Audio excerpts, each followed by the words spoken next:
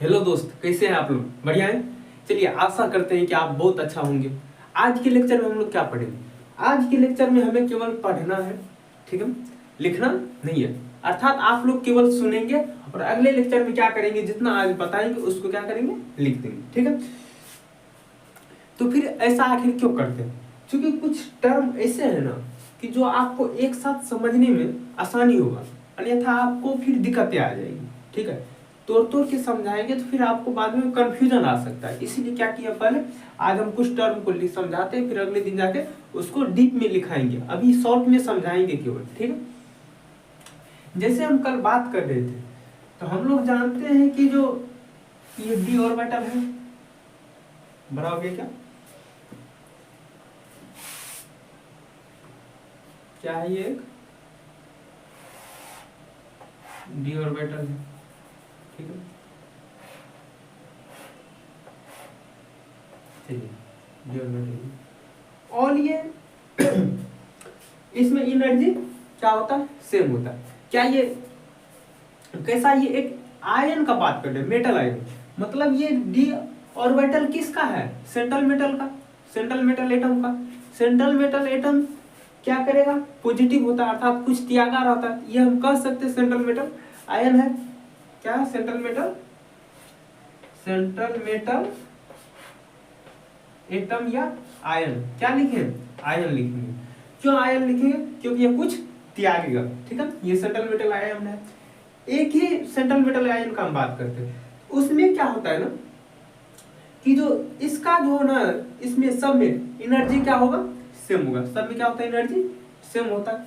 इसके ही ऑर्बिटल है, इसके सभी एनर्जी में, सभी ऑर्बिटल में क्या होंगे, एनर्जी सेम होंगे। ये घर क्या है, ऑर्बिटल है। और ये किसका घर है, डी का है। किसका है, डी ब्लॉक का। या फिर ये लिखिए डीजेनरेट ऑर्बिटल। क्या लिखिए, डीजेनरेट ऑर्बिटल। ये डी ब्लॉक एलिमेंट है, उसका ही ये क्या है, घर है। और डी ब्लॉक एलिमेंट एटम जो है, उसका जो ये घर है, उसमें कितना घर होते हैं, 5 घर। पांचों में क्या करना है, इलेक्ट्रॉन को भरना है। तो इसको हम डीजेनरेट ऑर्बिटल बोलेंगे। क्या क्या बोलेंगे, जेनरेटेड ऑर्बिटल, ऑर्बिटल।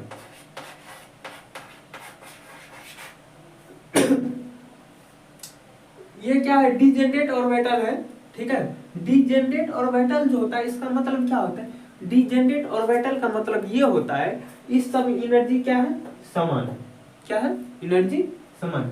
भाई आप भी सोच सकते हैं कि जो सेंट्रल मेटल एटम है, इसका क्या होगा, जब एक ही एटम है और उसका ही ऑर्बिटल है सब में, तो एनर्जी बराबर देगा, देगा कि नहीं देगा? चलिए ठीक है, बराबर एनर्जी देगा। ये सेंट्रल मेटल एटम है, इस सब में क्या होता है, एनर्जी बराबर होता है। इसमें हम लोन पेयर डोनेट करते हैं। क्या करते हैं, इसमें लोन पेयर देते हैं। कौन लोन पेयर देता है, तो इधर जो सेंट्रल मेटल एटम के चारों तरफ क्या होगा, लिगांड होगा। क्या होगा, लिगांड होगा। मान लीजिए यहाँ भी लिगांड है, मतलब जितना हो, 5 7 5 हो, 6 हो, 4 हो, जितना लिगांड होगा सब क्या करेगा, लोन पेयर अपना डोनेट करेगा इस घर में, देगा ना। ये लोन पेयर जो डोनेट करता है इस घर में, तो एक समय ऐसा आएगा कि सेंट्रल मेटल एटम के पास भी कुछ ना कुछ इलेक्ट्रॉन रहता है। क्या होता है, कुछ ना कुछ इलेक्ट्रॉन इसके पास भी रहता है पहले से। भले ही इस ऑर्बिटल में ना हो, लेकिन कोई ऑर्बिटल में तो होगा। देखिए 1s2 2s2 2p6 और 3s2 3p6 4s2 3d10, ऐसे होता है। कोई दिक्कत, इसमें एनर्जी देखिए, एक से ज्यादा इसका है, इससे ज्यादा इसका, इसके मतलब इस तरह से क्या है, एनर्जी बढ़ते जाता है, ठीक है। तो 3d, पहला डी जो ऑर्बिटल आता है वो कितने के बाद आता है, 1 2 3 4 5 6, मतलब 6 वो जो ये है ऑर्बिटल है, ठीक है।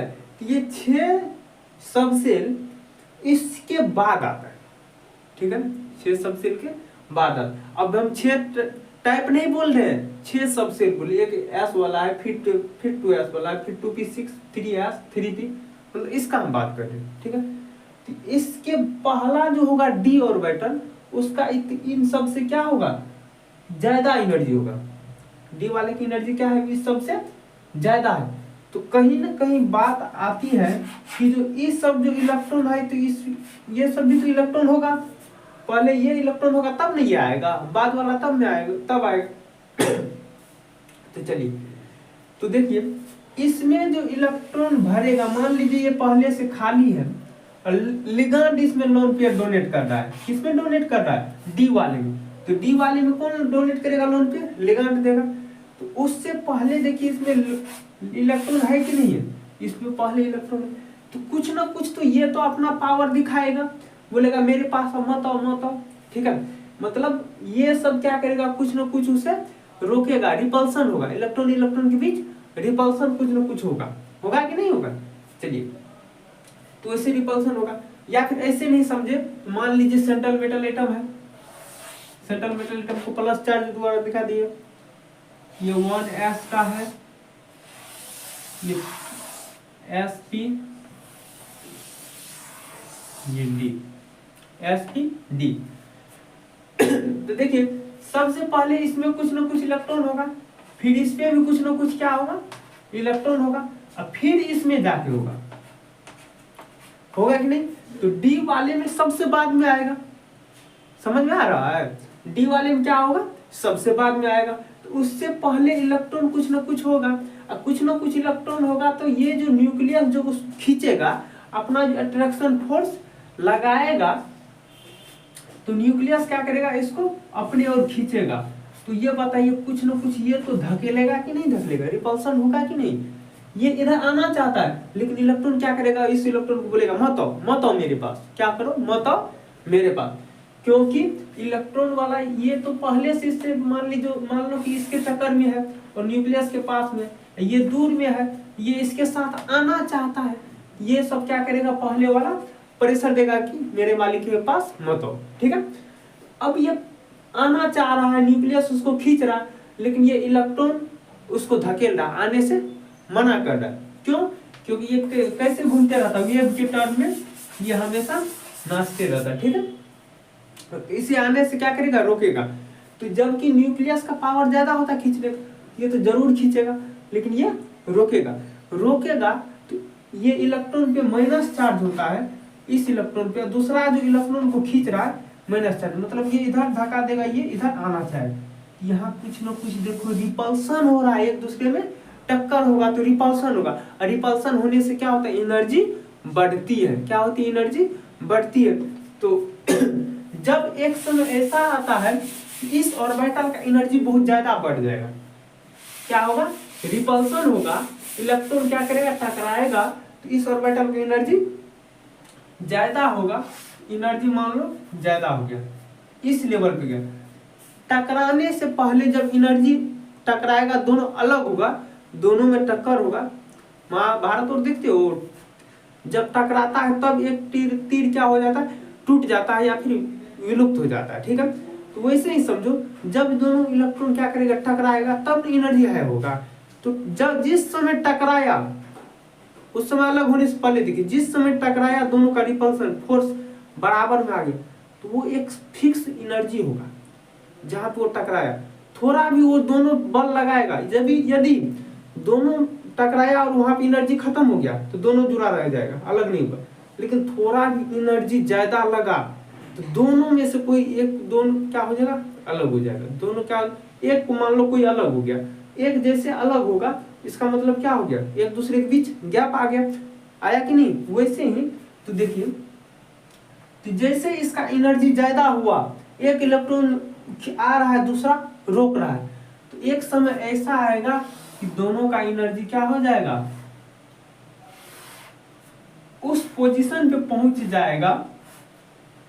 किस पोजीशन पे, उस पोजीशन पे पहुंच जाएगा जहां पे थोड़ा भी एनर्जी देंगे तो दोनों एक दूसरे से अलग हो जाएगा। तो उस एनर्जी को हम लोग कहते हैं क्या, उस सेंटर को, उस पोजीशन को जहां पे दोनों क्या हो जाएगा, अलग हो जाएगा, तो वहां है एनर्जी, मतलब हो गया, तब ना दोनों अलग हो जाएगा, रिपल्सन लगा देगा। तो इस सेंटर को हम लोग कहेंगे बड़ी सेंटर। क्या कहेंगे, बेरी सेंटर।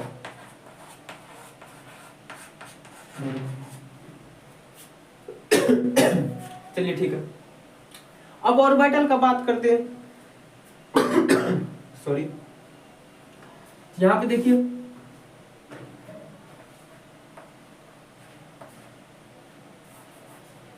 तो ये दो पार्ट में बढ़ जाता है, हम कल बताए थे Eg और T2G, अर्थात ये इसमें एक्सियल भी और नॉन एक्सियल भी है, अच्छे तरह से पिछले लेक्चर में बताइए। तो ये हो गया Eg, मान लो Eg भी ऊपर जा सकता है और T2G भी जा सकता है, मान लो कि ये Eg है, ये क्या है T2G है, ठीक है। ये ऊपर गया, ये नीचे आ गया। ये जो ऊपर गया Eg मतलब ऑन द एक्सिस, ये क्या होगा एक्सिस पर होगा, और एक्सिस पे दो ऑर्बिटल होते हैं, कौन सा होते हैं, एक होता है dx² माइनस y², और दूसरा होता है dz²। और ये T2G मतलब ये बिटवीन द एक्सिस है, एक्सिस पर नहीं, बिटवीन द एक्सिस। इसमें दो चीज हो जाएगा, dxy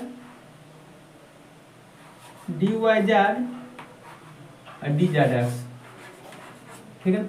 ये हो गया बिटवीन द एक्सिस, मतलब एक्सिस के बीच में होगा, और ये क्या हो गया एक्सिस पर ही होगा, ठीक है।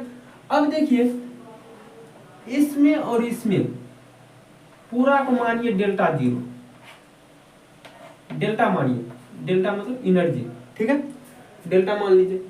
अब देखिए अभी टोटल को मान लीजिए एनर्जी कितना है, एक मान लीजिए, क्या मान लीजिए, एक मान लीजिए, एनर्जी कितना ले लिए, एक मान लिया। अब देखिए ये पूरा में से क्या किया, दो भाग लेके चले गया, कितना भाग लेके चले गया, दो भाग जो लेके चले गया, तो बचा कितना, 3 भाग, यहाँ लिख दीजिए 3 भाग। अब देखिए टोटल कितना है, 1 है, तो 3 बटे क्या 1 लिखे, नहीं 3 बटे 1 नहीं, 3 बटे 5 लिखेंगे, क्या लिखेंगे 5, क्योंकि एक भाग को हम कितने भाग में बांटे हैं, 5 भाग में बांटे। एक को कितने भाग में बांटे, मान लीजिए एक लड्डू है, एक लड्डू है, उसको 5 आदमी में बांट दिए, कितना में बांटे, 5 आदमी।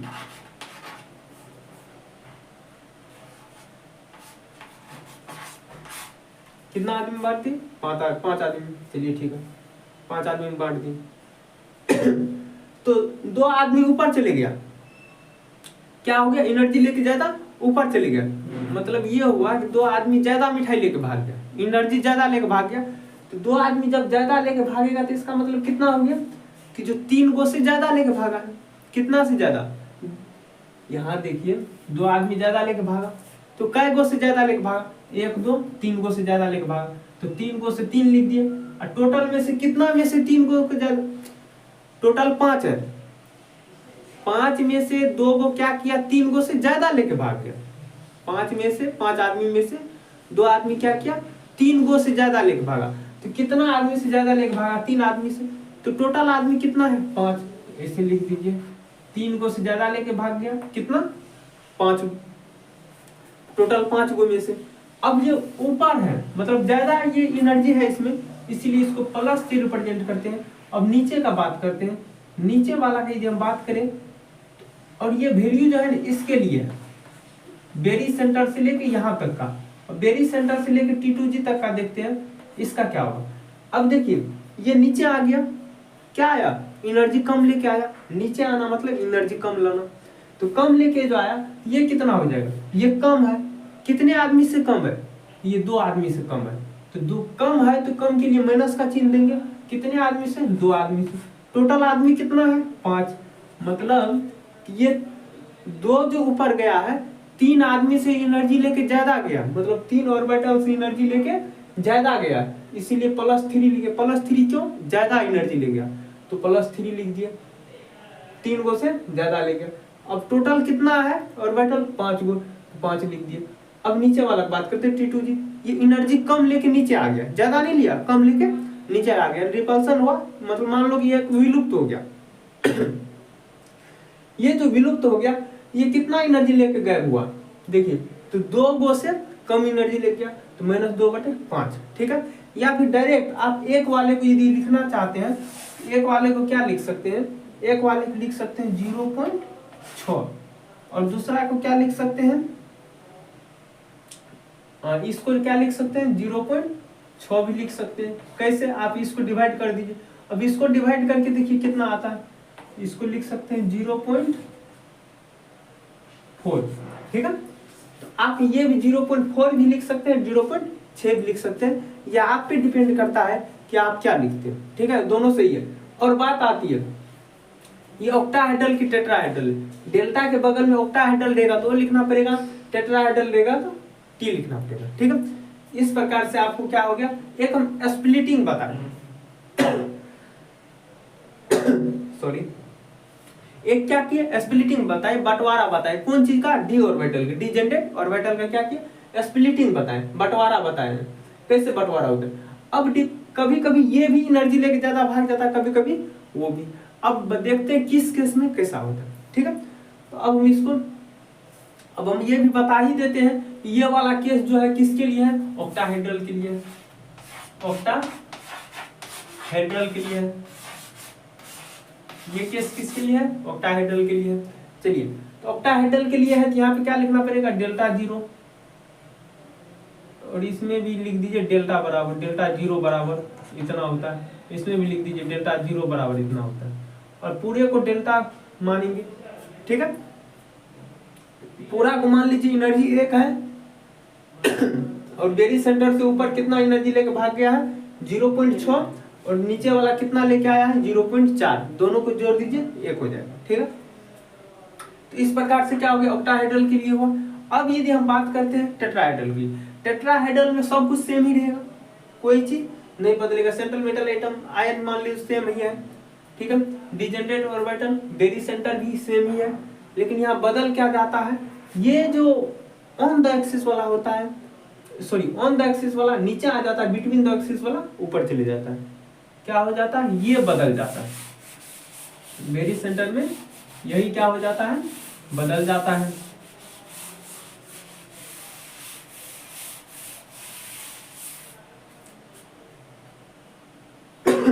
सॉरी, यहाँ क्या हो जाता है, यहाँ पे ये 3 गो वाला ऊपर चले जाता है, 3 गो ऑर्बिटल वाला ऊपर चले जाता है। 3 गो वाले ऑर्बिटल को क्या बोलते हैं हम लोग, 3 गो ऑर्बिटल वाले को बोलते हैं T2G। T2G का मतलब क्या, between the axis, between the axis, between the axis. थोड़ा देर में बता देते क्या होता है बिटवीन द एक्सिस, ये भी बता देंगे। और ये क्या होता है, ईजी होता है ऑन द एक्सिस। क्या होता है ये, on the axis, on the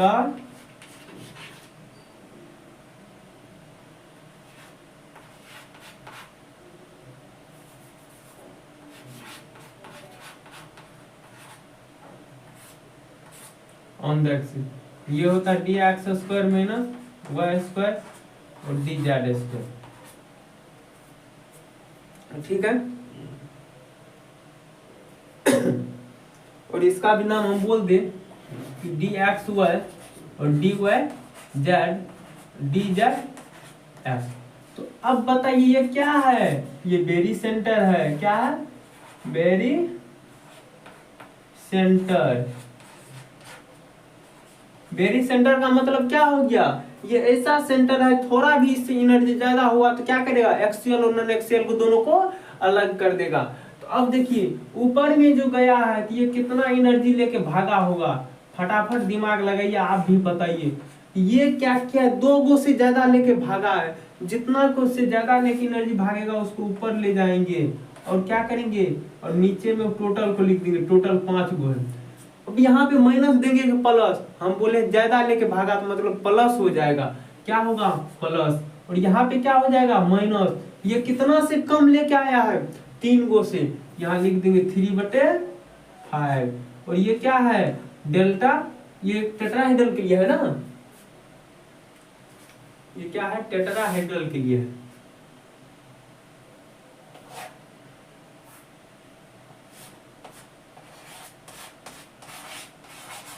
tetrahedral के लिए। तो ये ऊपर चले गया, ये नीचे, यहाँ पे डेल्टा टी लिख देंगे। क्या लिख देंगे यहाँ पे? Delta T. और टोटल को मान लेंगे क्या? जो 1 मान लेते थे। टोटल को कितना मान लेना है? 1। डेल्टा बराबर कितना? 1। ठीक है। अब देखिए इसको हम लिख सकते हैं 0.4, 0.6, ये माइनस में, ये प्लस में, ये सिंबल है। ठीक है। इस प्रकार से आप टेट्राहेड्रल को भी समझ लिए। ठीक है, कोई दिक्कत नहीं ना? तो चलिए अब बात करते हैं हम आगे। आगे यदि हम बात करें अब तो ये समझ में आ गया, कोई दिक्कत नहीं ना? कि जो क्या हुआ, ऑक्टाहेड्रल में भी सब में भी काम वही होता है। ठीक है, केवल यहाँ पे बंटवारा का ध्यान रखना है कि कब कौन सा कैसे बटेगा। ठीक है। अब हम बात करते हैं एक बार कि ये अलग कैसे हो जाता है। मतलब एक्सियल किसको कहते हैं, नॉन एक्सियल किसको कहते हैं? क्या होता है एक्सियल और नॉन एक्सियल? एक्सियल क्या होता है और नॉन एक्सियल क्या होता है? नॉन एक्सियल, देखिए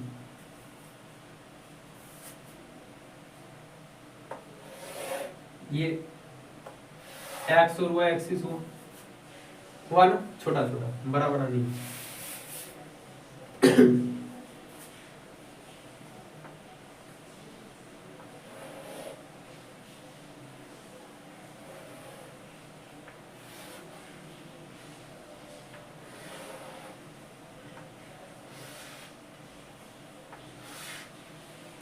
एक बोले थे एक्सियल होता है डी जेड स्क्वायर। क्या होता है? D Z square. D Z square होता है एक्सियल में। ये देखो ये सीधा है मान लो y, और ये टेढ़ा है तो x। अभी ऐसे इस प्लेन में मानो जो एक को x किए हैं एक को y किए, मान लो कि ये x ये वाला y। ठीक है, ये प्लेन ऐसे है, एक x हो गया ये y हो गया। अब इस बीच से एक तीसरा निकालेंगे z। क्या निकालेंगे? z। तो ये हो गया एक्सिस। आप लोग भी पढ़ते होंगे, 7th क्लास से ही ज्योमेट्री सिखाया जाता है। इसको कहते हैं x, इसको y, और ये हो गया z। बोल रहा है एक्सियल। अब इस पे क्या होता है? इलेक्ट्रॉन होता है। मात्र 2 ही इलेक्ट्रॉन होगा। कितना इलेक्ट्रॉन हो सकता है? मात्र 2 ही। तो 2 ही रहता है तो क्या एक ही जगह रहता? नहीं, इलेक्ट्रॉन हमेशा नाचते रहता है। तो ये ऐसे करके दिखाई देगा आपको। कैसे करके? ऐसे करके, ऐसे करके अपनी संख्या में बनाए रहता है। मतलब ऐसे रहेगा, ये जेड एक्सिस है, इस पे क्या होगा? ऐसे होगा, एक्सिस पे होगा। ठीक है, इसी को क्या कहते हैं हम? एक्सियल। मतलब एक्सिस पे है, इलेक्ट्रॉन कहीं भी रह सकता है, ये एक्सिस पे है, लेकिन जेड पर। अब ये क्या है? दूसरा है X square minus Y square. मतलब ये एक्स पे भी दिखाई देता और वाई पे, 2 ही इलेक्ट्रॉन है लेकिन दोनों एक्सिस पे दिखाई देगा। ये एक्स पर भी दिखाई देता है और वाई पर भी दिखाई देता है। फिर से ये जेड एक्सिस हो गया, ये एक्स, ये वाई, ये दोनों पे दिखाई देगा। तो इसको हम दोनों पे ऐसे करके दिखा दो, जो इसमें संभावना है रहने की, क्योंकि दोनों की ये दिखाई देता है। ऐसे ये हो जाएगा, ये ऐसे हो जाएगा, ये हो जाएगा एक्स एक्सिस, ये हो जाएगा वाई एक्सिस। कौन सा हो जाएगा? Y axis. मतलब एक्सिस पर होगा। ठीक है, और इसको लोब्स कहते हैं। ये जो पूरा इलेक्ट्रॉन पाए जाने की जगह है, इसको लोब्स कहते हैं। क्या कहते हैं? Lobes, LOBS, lobes. अब देखिए ये तो हो गया एक्सियल। नॉन एक्सियल का बात करते हैं। एक होता है x1 dxy। ना तो ये x के साथ रहेगा ना y के साथ, ये बीच में रहता है। क्या होता है?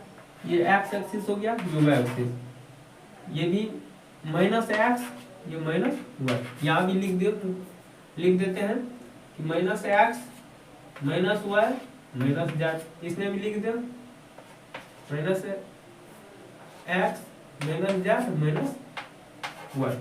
ठीक है, तो ये बीच में रहता है, ये इसके बीच में भी एक्स वाई के बीच में रहेगा। समझ में आया कि नहीं? इसके बीच में भी रहेगा। ठीक है, अब डी एक्स वाई का हो गया, ये डी वाई जेड का बनाते हैं, डी वाई जेड। मान लो कि ये जेड वाला है, ये वाई वाला, मान लेते ये कौन सा एक्सिस है, वाई वाला एक्सिस, ये जेड वाला। तो ये भी क्या करेगा, इस दोनों के बीच में बनाएगा। ठीक है, इस प्रकार से बनाया। फिर बात करते हैं तीसरा का। देखो एक्सिस पे नहीं है, एक्सिस के बीच में, एक्स वाई के बीच में है, एक्स वाई के बीच में है, एक्स वाई के बीच में है, एक्स वाई के बीच में है। यहाँ भी देखिए वाई जेड के बीच में है, वाई जेड के बीच में। ठीक है, अब तीसरा नॉन एक्सियल का बात करते हैं। तो एक को मान लीजिए क्या कि जो एक्स और दूसरा को मान लीजिए जेड, एक्स जेड का। एक ऐसे हो जाएगा, एक ऐसे। इलेक्ट्रॉन सब में पाए जाने की संभावना रहेगी। ठीक है, इस प्रकार से इसको एक्सियल कहते हैं, एक नॉन एक्सियल कहते हैं। ठीक है, समझ में आ गया होगा। अब आगे बात करते हैं।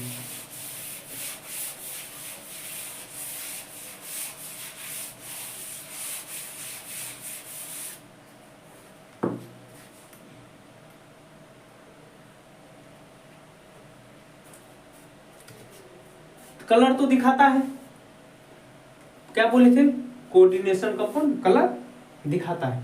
तो देखिए कब दिखाता है, तो हमने देखा अभी डिजेनरेट ऑर्बिटल होता है,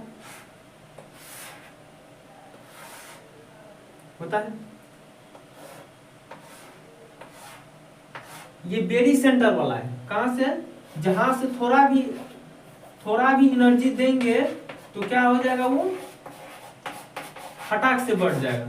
तो मान लो कि एनर्जी दिए थोड़ा सा, ये ऊपर इजी वाला बन गया। जनरल का भी बता दे रहे, ऑक्टाइडल नहीं टेट्राइडल, आप समझ लीजिएगा कैसे होता है। ये भी है,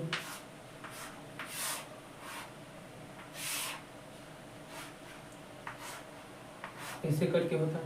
ठीक है, ये कितना हो गया, 4 हो गया, गलती हो गया, यहाँ 3 ही होगा ना। चलिए, ये है ईजी, मतलब बिटवीन द एक्सिस, मतलब जो एक्सिस पे होता है। ये है T2G, ठीक है, जो क्या होगा, ऑन द एक्सिस पे होगा। मान लेते हैं हम कि जो पूरा में एक ही इलेक्ट्रॉन है कितना है, एक ही इलेक्ट्रॉन है, इसका एनर्जी है, लेकिन जब ये बंटवारा हुआ, Eg वाला ऊपर चले गया और T2G वाला नीचे आ गया। इलेक्ट्रॉन एक ही है, बंटवारा तो हो गया एनर्जी हाई के कारण, रिपल्सन होने के कारण, तो ऊपर चले गया। तो अभी भी तो इसका एनर्जी लो होगा कि हाई होगा, एनर्जी हाई ही होगा, होगा कि नहीं होगा। तो फिर ये क्या करता है, जैसे यहां से मान लो कोई प्रकाश आता है, क्या आता है, लाइट आता है, क्या आएगा, लाइट आता है। तो इसमें और ज्यादा एनर्जी मिलता है, और एनर्जी मिलेगा कि फटाक से ऊपर के किसी ऑर्बिटल में चली जाएगा। कहाँ जाएगा, ऊपर के किसी ऑर्बिटल में चली जाएगा। यहाँ पे गया, थोड़ा समय रहेगा, फिर ये क्या करेगा, वापस नीचे इसी में आ जाएगा। इससे क्या हुआ, देखो कहीं से जब कोई इलेक्ट्रॉन को त्यागता है, क्या करता है, इलेक्ट्रॉन त्यागता है, तो हमसे जब कोई इलेक्ट्रॉन छीनेगा तो उसको एनर्जी क्या होगा, हमारा लॉस होगा, जल्दी हम देंगे नहीं, उससे एनर्जी घटेगी। तो क्या होगा, एनर्जी घटता है। जैसे ऊपर गया, फिर ऊपर से नीचे आएगा, यहाँ भी अनस्टेबल ही रहा, तो ऊपर से नीचे आया और ये आता है वेव के फॉर्म में। वेव के फॉर्म में जो आता है तो इससे एनर्जी बहुत लॉस होता है, जिससे क्या हो जाता है, स्टेबल होता है। और स्टेबल होने के बाद क्या हो जाता है, जो ये फिर आया और जिसमें गया तो उसका विपरीत कलर दिखाता है। क्या करता है, विपरीत कलर दिखाता है। अब देखिए हम दिखाते हैं किसमें जाएगा तो कौन सा कलर दिखा सकते हैं। ठीक है, बात करते हैं। क्या आप लोग को एक चीज पता है, कि VIB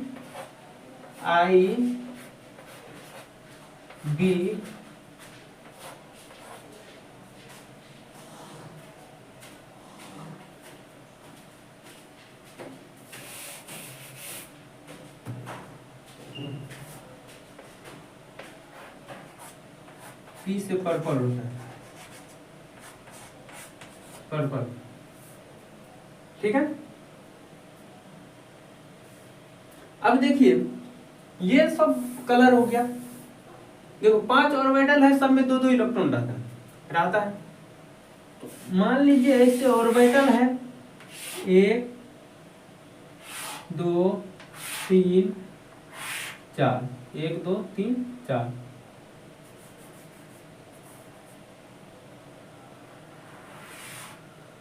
और ये कैसे 5, ये हो गया सेंटर। इसको अरेंज कीजिए, VIB G VG फिर G YG YORP, ऐसे।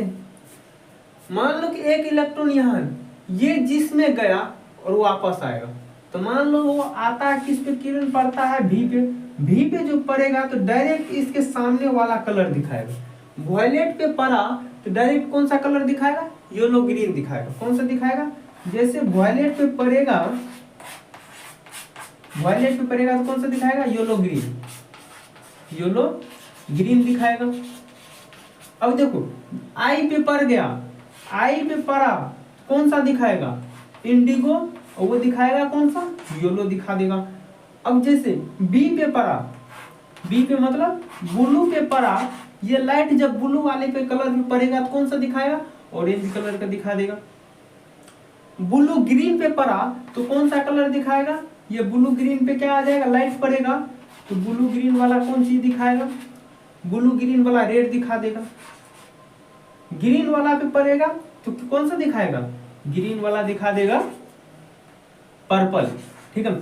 इस प्रकार से क्या होता है, कलर दिखाता है। जैसे लाइट आएगा तो जिस पे पड़ेगा वो क्या हो जाएगा, उस पे वो कलर ऐसा दिखाए।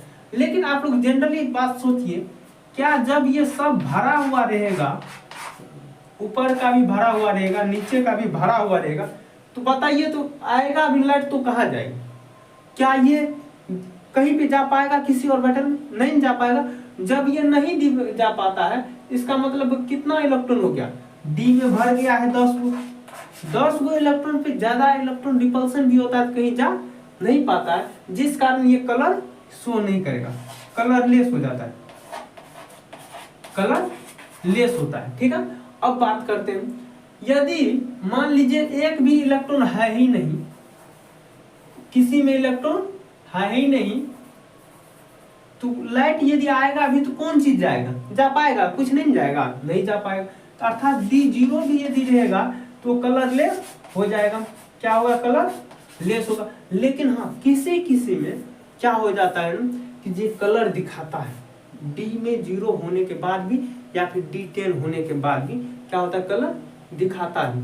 और वो कल हम बताएंगे कौन सा क्या दिखाता है। इस प्रकार से आप समझ सकते हैं। ये अभी Eg ऊपर में है तो इसका मतलब ऑक्टाहेड्रल, यदि ये T2G ऊपर में चले जाए तो इसका मतलब किसका हो जाएगा, ये T2G चले जाए ऊपर में तो इसका मतलब हो जाएगा ये क्या, टेट्राहेड्रल, किसका हो जाएगा, टेट्राहेड्रल, ठीक है। समझ में आ गया आप लोगों को। और हाँ ये ऑक्टाहेड्रल टेट्राहेड्रल क्यों होता है, समझ में आया, यही बंटवारे के कारण क्या हो जाता है, कोई शेप ऑक्टाहेड्रल हो जाता है, कोई शेप टेट्राहेड्रल होता है। जितना लोन पेयर इलेक्ट्रॉन देता है वो इस तरह का वो शेप बना लेता है, समझे कि नहीं। लेकिन हाँ लिगांड के चारों तरफ ये हमेशा कैसा रहेगा, स्फीयर में ही रहेगा, तब तो रिपल्सन होगा, चारों पास से रहेगा लिगांड में, ठीक है। तो इस प्रकार से आप समझ में आ गया होगा आपको।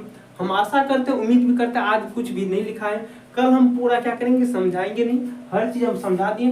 कल इस सबको क्या करेंगे, नोट पॉइंट में लिखेंगे, और कुछ बातें यदि छूटी हुई होगी उसको हम केवल लिखा के छोड़ देंगे। और छूटी हुई बात वही होगी जो हम लोग को क्या करना है, उतना महीने हम लोगों के लिए नहीं रखेगा, ठीक है। तो हम फिर मिलते हैं अगले लेक्चर। थैंक यू, धन्यवाद।